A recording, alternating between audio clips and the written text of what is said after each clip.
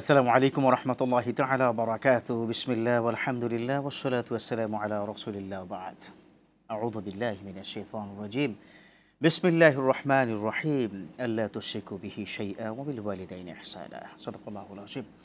সুপ্রিয় দর্শক, দেশে কিংবা দেশের বাইরে যে যেখান থেকে দেখছেন এই মুহূর্তে আপনাদের প্রিয় চ্যানেল আর টিভি, আপনাদের সকলকে স্বাগত জানাই, মোবারকবাদ জানাই। আমি ডক্টর ফখরুল আশিকি শুরু করছি আপনাদের জন্য আয়োজন, আপনাদের সাথে নিয়ে আয়োজন আর টিভির সাপ্তাহিক আয়োজন প্রাণ নিবেদিত প্রশ্ন করুন। প্রিয় দর্শক, অনুষ্ঠানটিতে আপনারা প্রশ্ন করবেন, ইনশাআল্লাহ তাআলা তার জবাব দেওয়ার চেষ্টা করে থাকব। প্রতি সপ্তাহে আমরা একটি বিষয় নিয়ে কথা বলার চেষ্টা করে থাকি। আজ যে বিষয়ে আমরা কথা বলবো, আমাদের অজান্তে অনেক শিরক হয়ে যাচ্ছে। যে শিরক এত ভয়াবহ, শিরকের একটাই পুরস্কার, সেটা হচ্ছে জাহান্নাম। কোশ্চেন কালেও কোনো মুশরিক জান্নাত পর্যন্ত পৌঁছাতে পারবে না। যার ফলে আজকের বিষয়টি আমরা এভাবে নির্বাচন করেছি, শিরকের ভয়াবহ পরিণাম। প্রদর্শকের বিষয়ে যিনি কথা বলবেন, তিনি বাংলাদেশের লাখো ইমামের প্রতিনিধিত্ব করছেন দীর্ঘ 2 যুগ ধরে, যিনি এদেশের কোরআনের খেদমত করছেন প্রায় 2 যুগ ধরে। প্রদর্শক, তিনি আমাদের সকলের শ্রদ্ধাভাজন ফজিলাতুল শেখ হাফেজ মাওলানা লুৎফর রহমান হাফিজাহুল্লাহ। আসসালামু আলাইকুম রহমতুল্লাহি ওয়া বারাকাতুহু। প্রদর্শক, শিরকের ভয়াবহ পরিণাম এই বিষয়ে অথবা তার বাইরে যদি কোনো প্রশ্ন করতে চান, স্ক্রিনে একটি নাম্বার দেওয়া রয়েছে, এই নাম্বারে ফোন করুন, নিশ্চয়ই পেয়ে যাবেন। পাশাপাশি যদি আপনি ফেসবুক পেজে গিয়ে প্রশ্ন করতে চান, তাহলে আমাদের আরটিভির ভেরিফাইড ফেসবুক পেজে গিয়ে প্রশ্ন করুন, নিশ্চয়ই তার জবাব দেওয়ার চেষ্টা করব। চলুন আজকের এই বিষয় নিয়ে কথা শুনে সম্মানীয় মোহতারামের কাছ থেকে। কেমন আছেন মোহতারাম? আলহামদুলিল্লাহ রাব্বিল আলামিন, ভালো আছে। আপনি কেমন আছেন? আল্লাহ শুকরিয়া আদায় করছি। আপনি মাদ্রাসা জগতে সর্বোচ্চ ডিগ্রিধারী এবং ইউনিভার্সিটিতেও আপনি সর্বোচ্চ ডিগ্রিধারী। আমাদেরকে টিচাররা যে কথা শিখিয়েছেন অ্যাজ এ মুসলিম উম্মা হিসাবে, সেটা হচ্ছে আর যাই হোক শিরক করা যাবে না। কারণ শিরকের যে পরিস্থিতি, শিরকের গুনাহ আল্লাহ ক্ষমা করবে না। তো এই শিরক বিষয়টা একটু আমাদের দর্শককে স্পষ্ট করে তার সংজ্ঞা, কোন কথাগুলো বললে শিরক হবে, একটু বিস্তারিত যদি বলতেন। বিসমিল্লাহির রহমানির রহিম, নাহমাদুহু ওয়া নুসাল্লি আলা রাসূলিল কারীম, আম্মা বাদ। অত্যন্ত গুরুত্বপূর্ণ এবং ঈমানের সাথে সংশ্লিষ্ট, জান্নাতে যাওয়া এবং না যাওয়ার সাথে সংশ্লিষ্ট এমন একটি বিষয়, সেটি হচ্ছে শিরক। শিরক হচ্ছে পার্টনারশিপ, অর্থাৎ আল্লাহ পাক হচ্ছেন একচ্ছত্র ক্ষমতার মালিক, তিনি সর্বময় ক্ষমতার মালিক। তিনি তার সাথে আমি কোনো না কোনোভাবে তার এই ক্ষমতাকে পার্টনার, অর্থাৎ তার সাথে অংশীদারিত্ব, অ্যাসোসিয়েট করা, আরেকজনকে অংশীদারিত্ব করা। হ্যাঁ, অর্থাৎ আমি একেবারে সহজ বাংলায় বলতে পারি যে আল্লাহ পাক হচ্ছেন রিজিক দাতা একমাত্র। আমি এইখানে মনে করলাম, হ্যাঁ আল্লাহ দেন রিজিক দাতা, ঠিক আছে, কিন্তু আমার রিজিকটা তো অন্য, মানে ব্যবসা থেকে আসছে, এটা না থাকলে চলতেই পারতাম না। হ্যাঁ, আল্লাহ পাক আমাকে, তিনি ভালো এবং মন্দের একমাত্র মালিক। এখানে আমি এও মনে করলাম খুব বিশ্বস্তভাবে, প্রতিষ্ঠিতভাবে, যে আমার কর্মদক্ষতাই হচ্ছে আমার একমাত্র মূল চাবিকাঠি। এভাবে করে আল্লাহর সিফাত, আল্লাহর যে গুণাগুণ, জাত, এর সাথে পার্টনার করা, পার্টনারশিপ করা, তারপর অংশীদারিত্ব মেনে নেওয়া নিজেকে, এটা হচ্ছে শিরক। নানামুখী কথা কিন্তু আমাদের সমাজে প্রচলিত রয়েছে, আমরা জানি। সেই ধরনের বেশ কিছু সোশ্যাল মিডিয়াতে ইতিমধ্যে প্রশ্ন, আমরা একটু প্রথম প্রশ্নটি আপনার কাছ থেকে জানতে চাইব। অনেকেই বলে থাকেন, এই ডক্টর যদি না থাকতো তাহলে হয়তো আমি মরেই যেতাম, মানে তার চিকিৎসা নিয়েছে। এই কথাটা কতটুকু যুক্তিসঙ্গত বা এটা শিরক কিনা? শিরক হচ্ছে 2 প্রকার প্রধানত। একটা শিরক আকবার, আসগার, অর্থাৎ এমন সব শিরক করা যেটা থাকলে ঈমান আর থাকেই না। যেমন আল্লাহ ছাড়া অন্য কাউকে সিজদা দেওয়া, আল্লাহ ছাড়া অন্য কাউকে সামনে ভালো মন্দ দাবি করা, ভাগ্যের উন্নতি, অগ্রসর এগুলি হওয়া, চাওয়া। আর আপনি যেটা বলছেন, এটা মানুষ অনেকটা বলে অজান্তে, অনেকটা বলে তার এলাকার আঞ্চলিক ভাষায় কিংবা কথ্য ভাষা, এবং তার নিয়তটা কিন্তু থাকে এইভাবে যে উনি যে একেবারে টোটাল কিওর করে বাঁচিয়ে দিয়েছেন, বিষয়টা এমন না। কিন্তু ওনার একটা অভ্যাস বা আমাদের স্বভাবগতভাবে এটা শিরক, এটা বলা যাবে না। এটা কি শিরক হবে? হ্যাঁ, শিরক আসগর হবে। আচ্ছা, আজমার ছোট শিরক হবে, তারপর তো শিরক। হ্যাঁ, তারপর শিরক। তো এই শিরক থেকেও আমাদের বাঁচতে হবে। যদিও ওনার নিয়তটা অন্যভাবে বলেছেন, নিয়তের উপর এটা নির্ভর করে, কিন্তু তারপরও আমি যদি এই গাড়ির ড্রাইভার যদি দক্ষ না হতো তাহলে মরে যেতাম, বা আল্লাহ, এরকম আমরা অনেক কথা অনেক সময় বলে থাকি। ঘরটা এবার খুব মজবুতভাবে করার কারণে ভূমিকম্প বা এই ঝড়ে কিছু হয় না, তো এগুলি একটু গুনাহের কাজ। তবে মূল যে শিরক, সেটা হচ্ছে ঈমানের সাথে সংশ্লিষ্ট থাকে।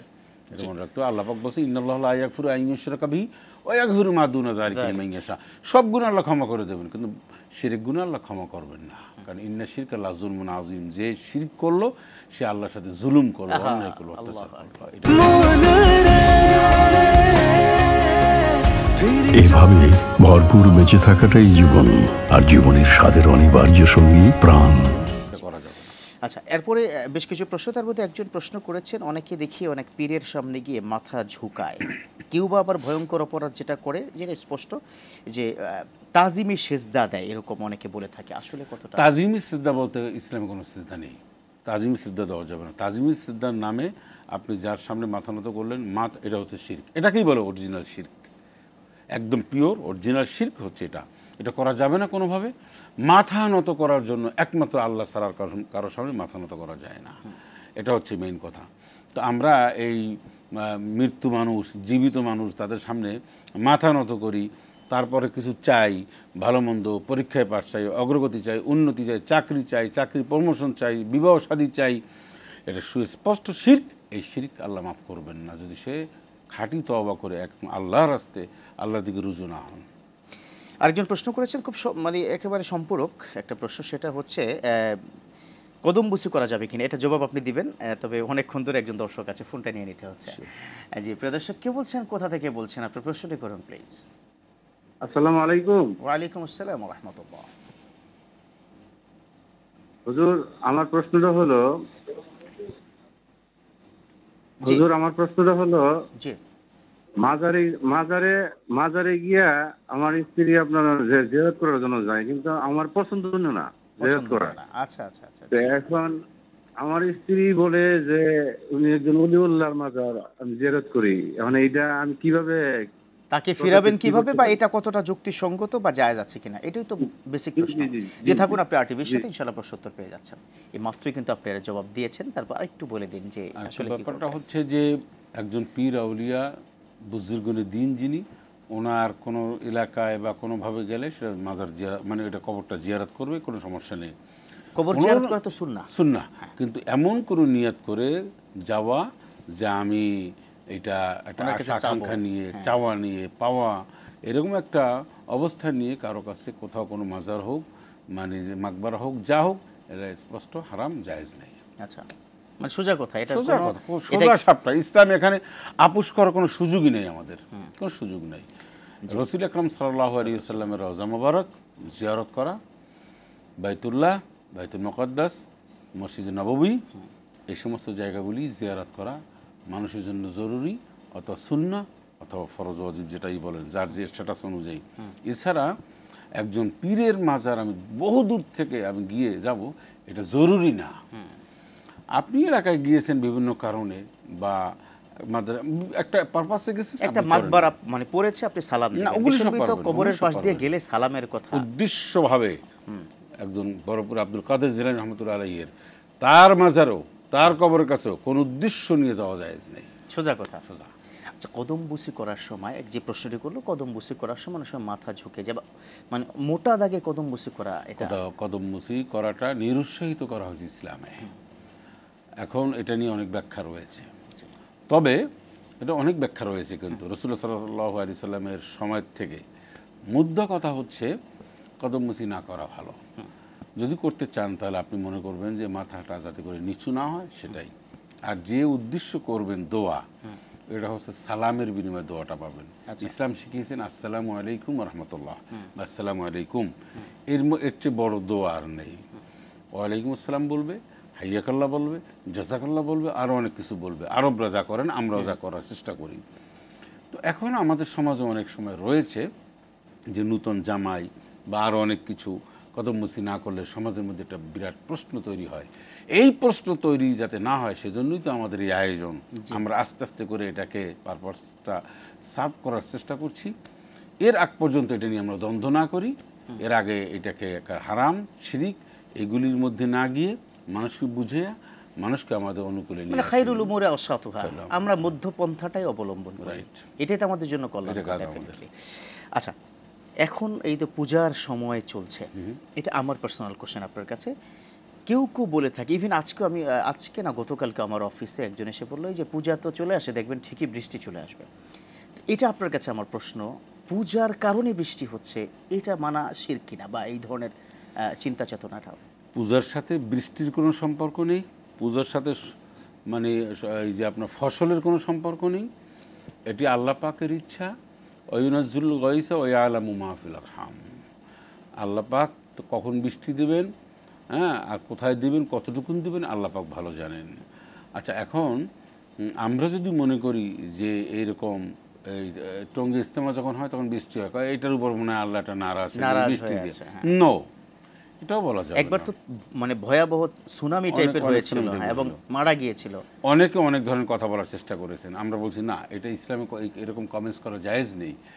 বৃষ্টি, ঝড়, বন্যা এটা মানুষের আল্লাহ কখন কিটা দেয়, কল্যাণের জন্য দেয়, অকল্যাণের জন্য দেয়।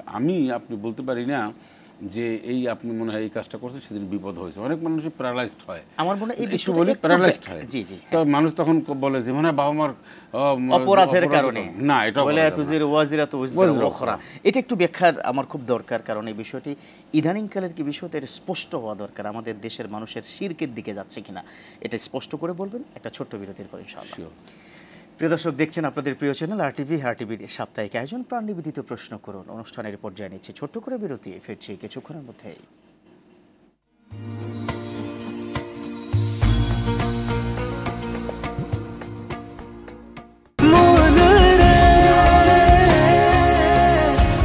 এভাবে ভরপুর বেঁচে থাকাটাই জীবন, আর জীবনের স্বাদের অনিবার্য সঙ্গী প্রাণ।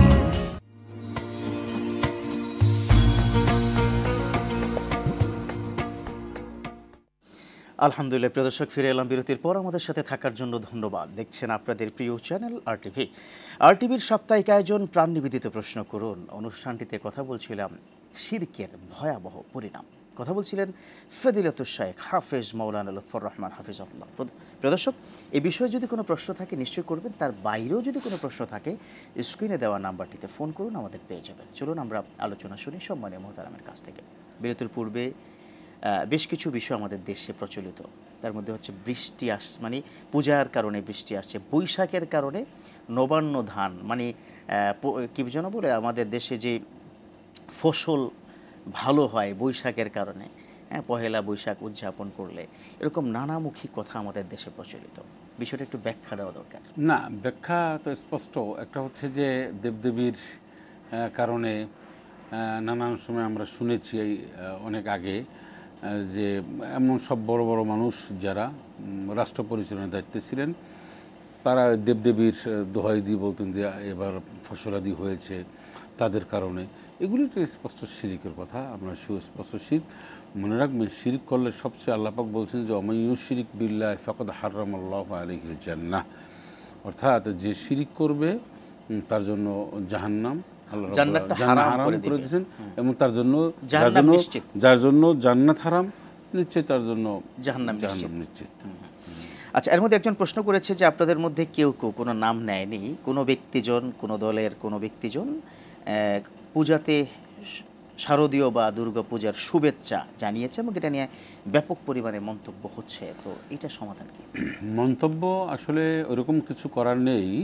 মনে রাখবেন যে হিন্দুদের যে অপশনগুলি রয়েছে, তাদের যে তারা যে সমস্ত যা রয়েছে তাদের কাছে, আমাদের কাছে, কিন্তু জনপ্রতিনিধি যিনি, সে দলীয় হতে পারে, তারপর রাষ্ট্রীয় কর্মচারীবৃন্দ হতে পারে, ধরুন কমিশনার বা পুলিশ কমিশনার, মানে যার যে দায়িত্বে সে এই জনপ্রতিনিধি তারা ওন করতে পারে। ওন বলতে তারা শুভেচ্ছা অথবা তাদের সার্বিক সহযোগিতা, নিরাপত্তা বা তাদের চলাচলের জন্য পানির ব্যবস্থাপনা, তারপরে নানান সুয়েরেজের যে সমস্ত প্রবলেম রয়েছে, এই পূজা মণ্ডপের এই কাজগুলি ওনারা করে দেবেন, এতে কোনো সমস্যা নেই। এবং তারা যেহেতু আমাদের দেশে বসবাস করে, এখন শুভেচ্ছা কথাটা হচ্ছে যে তাদের এটার ভালো কামনা, তোমাদের দিক থেকে তোমরা সফল হও, তোমাদের যে মানে ধর্ম উৎসব আছে এটা তোমরা সাকসেসফুলি করো, আমাদের আমরা করি। কিন্তু এটা কি শুভ কামনা? না, শুভ কামনা কি? আপনি তারা যদি একজন অমুসলিম এসে যদি বলে যে আমি পরীক্ষা দেবো বা আমার ছেলে পরীক্ষা দেবো, তাহলে আমি কি বলতে পারি? আমি বলি না যে আমরা কথাও বলতে পারি আল্লাহ তোমার সফলতা দান করুন, এটা বলতে পারি। সে যদি বিদেশে যায়, আমার কাছে যদি প্রতিবেশী এসে বলে একজন Definitely, অমুসলিম হ্যাঁ। যে আমার এটা একটু- ছেলে এটা বিদেশে একটু যাবে এই যাবে সেই আলো- যাবে তাহলে আমরা আলো- বলতে পারি কিন্তু জি জি, এটা একটু আলোচনাযোগ্য বিষয়। একজন দর্শক অনেক অপেক্ষা করছে, ফোনটা আছে। নিয়ে নিচ্ছি। জি, প্রিয় দর্শক, কি বলছেন, কোথা থেকে বলছেন, প্লিজ আপনার প্রশ্নটা করুন। জি, আসসালামু আলাইকুম। আমার প্রশ্নটা হচ্ছে যে আমরা তো ওযু সহকারে নামাজ পড়ি, কোরআন তেলাওয়াত করি। জি। তো ছোট ছোট দোয়া যেমন আস্তাগফিরুল্লাহ, দুরূদ শরীফ, যেমন সূরা ফাতিহা বা আয়াতুল কুরসি, এগুলো কি ওযু ছাড়া পড়া যাবে? উজু ছাড়া পড়া যাবে কিনা সূরাগুলো, বুঝতে পেরেছি। থাকুন বোন আমাদের সাথেই। জি, উজু ছাড়া পড়া যাবে কিনা? না, উযু ছাড়া কোরআন কারীম তেলাওয়াত করা যাবে। স্পর্শ করতে গেলে কোরআন কারীম তখন উজুর প্রয়োজন। আর উজু ছাড়া যদি পুতু পবিত্র থাকে, উজু নাই বাট এমনি শারীরিক দিক থেকে পবিত্র, তাহলে কোরআন কারীমের যে কোনো সূরা আয়াত তেলাওয়াত করতে পারবেন, সব কিছু করতে পারবেন, কোনো অসুবিধা নেই। না। আমার একটা সম্পূরক প্রশ্নের বিষয় সেটা আপনার কাছে, সেটা হচ্ছে আমাদের মা বোনদের কিন্তু মিন্স হয়, তাই না?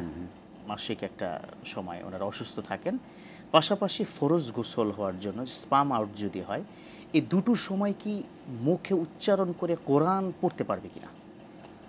এখানে মায়েদের যে মিন্স পিরিয়ডের ব্যাপারটা একটু ব্যাখ্যা রয়েছে ফকাবিদদের মধ্যে। তারা বলেছেন যে তারা যদি হাফেজা কোরআন শিক্ষিকা হয়, মানে কোরআন শিখতেছে হাফেজা, তাহলে সেই ইয়াদের জন্য মৌখিকভাবে পড়তে পারবে। এটা একটা দলিল আছে কিন্তু স্পষ্টভাবে। আচ্ছা, হ্যাঁ।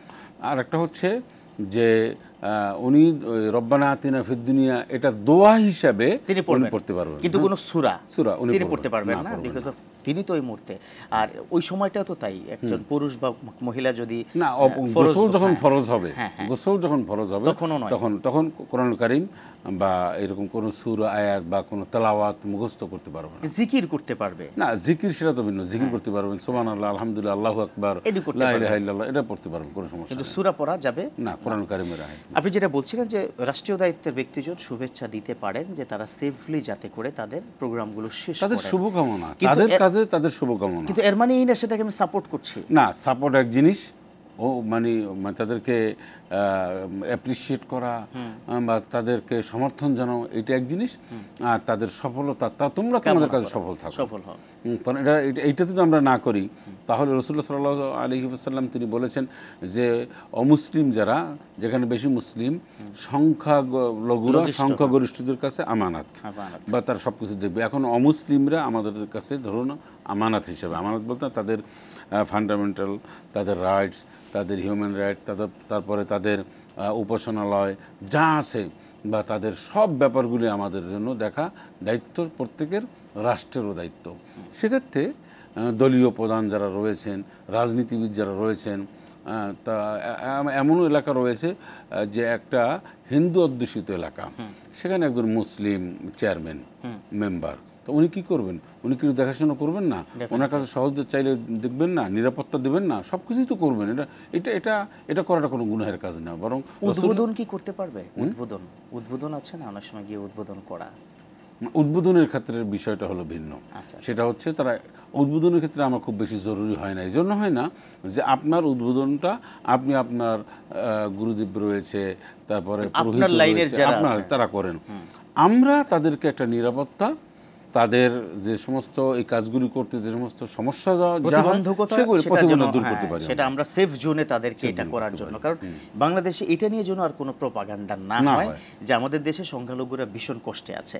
ইতিমধ্যে তো অনেক প্রপাগান্ডা অনেক দেশে কি করার চেষ্টা করছে, না প্রপাগান্ডা যা করার চেষ্টা করতে সফল হয়নি, বরং পৃথিবীর ইতিহাসে বা বাংলাদেশের ইতিহাসে সবচেয়ে আমাদের দেশে অমুসলিমরা এবং আমরা সহাবস্থানে রয়েছি, এবং তাদের সাথে আমাদের কোনো ধরনের কখনোই আমরা একজন অমুসলিমদেরকে আমরা কখনো ছোট করা না, দেখার কোনো সুযোগ নেই।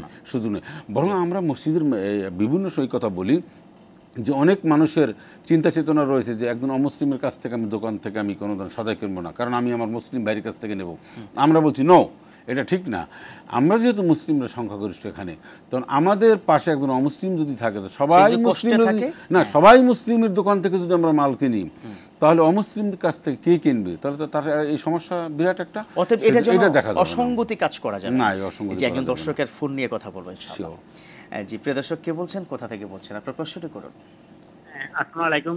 ওয়ালাইকুম আসসালাম। আমি মিরসরাই ট্যাগেরহাট 6 নম্বর ইটাগাড়ি থেকে বলতেছি। আচ্ছা, জি প্রশ্ন। হ্যাঁ হুজুর কল দিচ্ছি যে আপনার মানুষ মারা যায় রে কি ওই যে ঘরে মারা যায় ওই ঘরের মানুষগুলা কি জানাজার আগে গোসল করাটি ওইটা কি ফরজ না এমনি গোসল মানুষ দেয় মারা গেলে পায়? মানুষ মানুষ মারা যায় যেই ঘরে যেই ঘরে ওই ঘরে মানুষগুলা কি এই জানাজার আগে কি গোসল করা যায় আছে না এমনি মানুষে গোসল করে বা ফরজ আচ্ছা ওইটা আচ্ছা জানতে বুঝতে পেরেছি থাকুন আর টিভির সাথে ইনশাআল্লাহ প্রশ্ন উত্তর পেয়ে যাবেন শেখ এটার জবাব আপনি দিবেন সময় এসেছে আরেকটা ছোট্ট বিরতি তারপর ইনশাআল্লাহ প্রিয় দর্শক দেখছেন আপনাদের প্রিয় চ্যানেল আর টিভির সাপ্তাহিক আয়োজন প্রাণ নিবেদিত প্রশ্ন করুন আবারও আমাদের নিতে হচ্ছে ছোট্ট করে বিরতি কোথাও যাবেন না ফিরছি কিছুক্ষণের মধ্যেই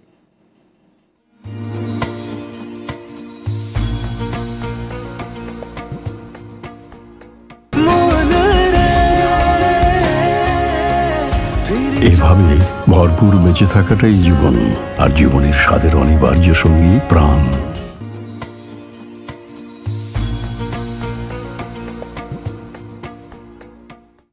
আলহামদুলিল্লাহ প্রিয় দর্শক ফিরে এলাম বিরতির পর আমাদের সাথে থাকার জন্য ধন্যবাদ দেখছেন আপনাদের প্রিয় চ্যানেল আর টিভির সাপ্তাহিক আয়োজন প্রাণ নিবেদিত প্রশ্ন করুন অনুষ্ঠানটিতে আপনারা প্রশ্ন করবেন এবং আমরা তার জবাব দেওয়ার চেষ্টা করব প্রিয় দর্শক সেক্ষেত্রে যে কাজটি করতে হবে স্ক্রিনের নাম্বারটিতে ফোন করতে হবে কথা বলছিলাম শিরকের ভয়াবহ পরিণাম রয়েছেন ফদিলাতুল শেখ হাফেজ মাওলানা লুৎফর রহমান হাফেজাহুল্লাহ চলুন আমরা বেশ কিছু প্রশ্ন তার কাছ থেকে উত্তর জেনে নিই যে বিরতির পূর্বে একটি প্রশ্ন করেছিলেন যে প্রশ্নটি ছিল আমার এক প্রিয় ভাইয়ের এবং তিনি জানাজার বিষয় নিয়ে মানুষ মারা যান যে মানে গোসল করার ব্যাপারটা আর কি উনি তাকে গোসল করানোর আগে ওই পরিবারের সদস্য বা কেউ গোসল করতে পারবে হ্যাঁ পারবে গোসল যদি কোনো মানুষের প্রয়োজন হয় অসুস্থ থাকেন জার্নি করে এসছেন তো ওই ব্যক্তির জানাজা বা তার গোসলের আগেও যে কেউ গোসল করলে কোনো সমস্যা নেই এটা বানোয়াট এবং ভ্রান্ত ধারণা গ্রাম অঞ্চলের আসলে আর কিছু না বেশ কিছু প্রশ্ন চলে এসেছে আমি পর্যায়ক্রমে ছোট ছোট করে প্রশ্ন করছি আপনি উত্তর দিয়ে দিবেন বাম চোখ লাফালে কি হয় এই জাতীয় নানামুখী প্রশ্ন আমাদের সমাজে ঘুরপাক খাচ্ছে এটার জবাব কি এটা কি শিরকের বাম চোখ লাফালে মানুষ মনে করে বিপদ হয় আবার হাত চুলকালে বাম হাত চুলকালে টাকা চলে যাবে ডান হাত চুলকালে টাকা আসবে এই সমস্ত হচ্ছে মানে মানুষের অবান্তর কথা বানানো এবং এটা মানুষের তৈরি করা কথা এ কথার বিন্দুমাত্র ইসলামে কোনো ভিত্তি নেই কিন্তু এটার মানে পানিশমেন্ট কি হতে পারে পানিশমেন্ট এগুলো তো গুনাহের কাজ শিরকের মধ্যে পড়ে যায় তাই না কারণ টাকা পয়সা কি আসবে না আসবে চুলকানির সাথে সম্পর্ক না চুলকানির সাথে সম্পর্ক এটা হয়তো ওনার অ্যালার্জি হতে পারে তাই না চোখের ব্যাপারটাও কিন্তু সায়েন্টিফিক্যালি প্রমাণিত যে অ্যালার্জি যাদের আছে কিংবা কোনো একটা ভিটামিনের অভাবের কারণে চোখ লাফায় তো সেক্ষেত্রে অনেকের আছে চোখ লাফানোর রোগ তো ওই ব্যাটার তো কোনো উপকার পাইলাম না কখনো কোরআনুল কারীমের মধ্যে আছে ওমা তাদরি নাফসুম মাযা তাকসিবু গাদা ওমা তাদরি নাফসুম বিআইয়ি আরদিন তামুত আগামীকাল তুমি কি ইনকাম করবে তুমি জানো না এবং তুমি কোথায় মরবে কখন তোমার মৃত্যু হবে এটাও তুমি জানো না এটা আল্লাহ পাক ভালো জানেন সুতরাং এগুলি আমরা এই কুসংস্কার এগুলি আমাদের পরিহার করতে হবে বর্জন করতে হবে সবাইকে এটা জানিয়ে দিতে হবে এই সমস্ত কথাবার্তা বিশ্বাস করাটাও ভয়াবহ গুনাহ শিরকের অন্তর্ভুক্ত এই যে একজন দর্শকের ফোন নিয়ে নিচ্ছি প্রিয় দর্শক কে বলছেন কোথা থেকে বলছেন প্রশ্নটি করুন জি আমি উত্তর আজমপুর থেকে বলছি আমার নাম টুটু আমার মেয়ের বছর বিয়ে হইতেছে না মাশাআল্লাহ ভালো কেমিস্ট্রিতে মাস্টার কিন্তু অনেকে বলে যে হুজুর কবিরাজে বন্ধ করে বা বন্ধ করে কিন্তু আমি বিশ্বাস করি না কিন্তু এই জন্য আমি জানতে চাই এখন আমি কি করতে পারবেন আপনি আপনার কি করণীয় থাকুন আর টিভির সাথে ইনশাআল্লাহ প্রশ্ন উত্তর পেয়ে যাচ্ছেন যে মেয়েটার বয়স প্রায় 30 বছর এবং খুব মানে না উনি যে বিশ্বাস শুনেছি উনি যে বিশ্বাস করেন না এটা ঠিক না আমি সম্প্রতি দেশে সফর করেছি সেই দেশটিতে সবচেয়ে কালো জাদু বেশি হয় মরক্কোতে প্রচুর কালো জাদু এবং বিশ্বের মধ্যে অন্যতম সেরা এবং একটি জায়গার নাম হচ্ছে মেকনেস সেখানে এরকম একটা বিশাল এরিয়া রয়েছে সেখানে অনেকগুলি সমস্যা হয় এর মধ্যে অন্যতম হচ্ছে যা কালো জাদু ওখানে চর্চা হয় তো আমরা এটা সততা পেয়েছি একটা গোরস্থানে আমরা গিয়েছিলাম গোরস্থানে গিয়ে আমরা দেখেছি যে সেখানে পুতুল তারপর আরও হাড্ডি টাড্ডি অনেক ওই যে কালো জাদু করা হয় সেগুলি আমরা দেখেছি এই যে বিবাহ শাদী যাতে না হতে পারে সেজন্য যে আটকিয়ে রাখে এটি সত্য এটা সম্ভব এটা হতে পারে সেই জন্য বড় বড় আলেমদের কাছে আপনি যান, বা এইগুলি যারা বসে তাদের কাছে গিয়ে পাশাপাশি রুকাইয়াও কিন্তু করতে ওই পারে। রুকাইয়ের কথাই আমি বলছি। রুকাইয়া আপনি করুন। রুকাইয়াটা কি? রুকাইয়াটা হচ্ছে কোরআন এবং সুন্নাহর আলোকে, খুব বিশেষ করে কোরআনের বিভিন্ন আয়াত দিয়ে নিজেকে ঝাড়ফুঁক করা। একটু সংক্ষেপে একটা ছোট্ট একটা রুকাইয়া দিয়ে দিন। একটা রুকাইয়া আমি বলি, কোনো মানুষ যদি কোথাও কোনো ব্যথা পায় তাহলে আউযু বিকালিমাতিল্লাহি তাম্মাতি মিন শাররি মা খালাক এটা পড়লে চলে যাবে। কোনো মানুষের যদি একটু জিনগ্রস্ত কি মনে হচ্ছে বা রাতের বেলা ভয় পায়, তার জন্য কি রুকাইয়া? সে সূরা ফালাক এবং নাস পড়বেন, কারণ এটা বিশ্বনবীর উপর ওই কালো জাদুর কারণেই কিন্তু নাজিল করা হয়েছে। এই রুকাইয়াটা হচ্ছে কি একটা প্র্যাকটিস, কোরআনের বিভিন্ন আয়াত, এটা বুজুর্গনের দিন এবং তার বিভিন্ন আয়াতের প্রতি, শানে নজুলের প্রতি লক্ষ্য রেখে কোন পরিপ্রেক্ষিতে নাজিল হয়েছে এটাকে কেন্দ্র করে এটাকে আমরা দীর্ঘদিন আমল করলে ইনশাল্লাহ ফল পাওয়া যায়। কোরআনের যে কোনো যে মেয়েটার বিয়ে হচ্ছে না তিনিই কিন্তু চাইলে রুকাইয়া করতে পারেন। হ্যাঁ, রুকাইয়া করতে পারেন। এবং এক্ষেত্রে আমরা একটু দর্শককে এভাবে বলতে চাই, প্রিয় দর্শক, রুকাইয়া আপনি যে কোনো মানে গুগলে সার্চ দিয়ে আপনি লিখে দিবেন যে বিবাহ না হওয়ার রুকাইয়া, আপনি দেখবেন চলে আসবে একদম সামনে, কোরআনের আয়াত আপনাকে দিয়ে দিবে। আজকাল তো ইভেন অ্যাপসও কিন্তু আছে রুকাইয়া। কিন্তু হ্যাঁ, অ্যাপসও রয়েছে, কিন্তু মুরব্বী যে উনি বললাম বিশ্বাস করি না, আসলে না বিশ্বাস তো আমরাও কিন্তু করতে চাই না, কিন্তু বিষয়টা এটা যেটা বিষয় রয়েছে এটা তো শেয়ার করার উপায় নেই। না, আল্লাহ রাসূলের উপরেই তো সেহের করা হয়েছে, এবং কোরআনুল কারীমের সেহেরের ব্যাপারে অনেকগুলি আয়াত আছে, অনেক আয়াত আছে, সূরা বাকারা থেকে শুরু করে অনেক জায়গায় অনেক আয়াতগুলি রয়েছে। আমার মনে হয় আল্লাহ আমাদেরকে রক্ষা করুন। এজন্য বলা হয়েছে হাদিস শরীফের মধ্যে, যে সেহের করে কবিরা গুনাহ, সেহেরের যে সহযোগিতা করে টাকা পয়সা সব কবিরা গুনাহ, যারা বিশ্বাস করে সেটাও। জি, আমাদের একজনকে দর্শক আছে, একটা ফোন নিয়ে গেছে। প্রিয় দর্শক, কে বলছেন, কোথা থেকে বলছেন, প্লিজ প্রশ্নটি করুন। আসসালামু আলাইকুম। ওয়ালাইকুম আসসালাম ওয়া রাহমাতুল্লাহ। আমি আব্দুল কাইম বলছি, পার্বতীপুর দিনাজপুর থেকে। আমি জানতে চাচ্ছি কবরস্থান সংস্কার, অর্থাৎ বাউন্ডারি ওয়াল দিয়ে ঘেরা, এরপর হলো ঝোপ জঙ্গল যেগুলো থাকে এগুলো পরিষ্কার করার ব্যাপারে যে পয়সা করে খরচ হবে, এটা কি দান হিসাবে করলে হবে না যাকাত সঞ্চয় করা যাবে বা ওষুধ সঞ্চয় করা যাবে? এটা একটু প্লিজ জানতে চাই। জি, বুঝতে পেরেছি। যে থাকুন আপনি আমাদের সাথে, খুব সংক্ষেপে শেষের দিকে আছি। কবরস্থান পরিষ্কার করার জন্য জাকাতের টাকা কি করা যাবে? না, জাকাতের টাকা দিয়ে করা যাবে না। টাকায় করা যাবে। দান যদি বিশাল কবরস্থান হয়, সকলের যেখানে গণকবরস্থান, সেইখানে কিন্তু সবাই হেল্প করে, এবং ওই কাজটি পারিবারিক কবরস্থান হলে মানে পরিবারের বা বাড়ির কবরস্থান হলে বাড়ির সবাই মিলে করবে। ওকে, জি, চমৎকার করে প্রশ্নের জবাব কি দিয়েছেন, এবং আজকে কুফর শিরক নিয়ে স্পেশালি অনেকগুলো কথা বলেছেন। আল্লাহ আপনাকে জাযাল খায়র দান করুক, আমিন। ধন্যবাদ। প্রিয় দর্শক, এতক্ষণ পর্যন্ত যারা শুনেছেন, শিরক থেকে কিন্তু হেফাজতে থাকবেন। সব কিছুর মালিক আল্লাহ। ওয়া মান ইয়াতাওয়াক্কাল আলাল্লাহ ফাহুয়া হাসবুহু। যারা আল্লাহর প্রতি তাওয়াক্কুল করবে, আল্লাহই তাদের জন্য কি যথেষ্ট। আসুন আল্লাহতে বিশ্বাস করি, আল্লাহর উপর তাওয়াক্কুল করে চলি, আর কিছু প্রয়োজন নাই। ভালো থাকবেন, সুস্থ সুন্দর জীবনের প্রত্যাশায়। আল্লাহ হাফেজ।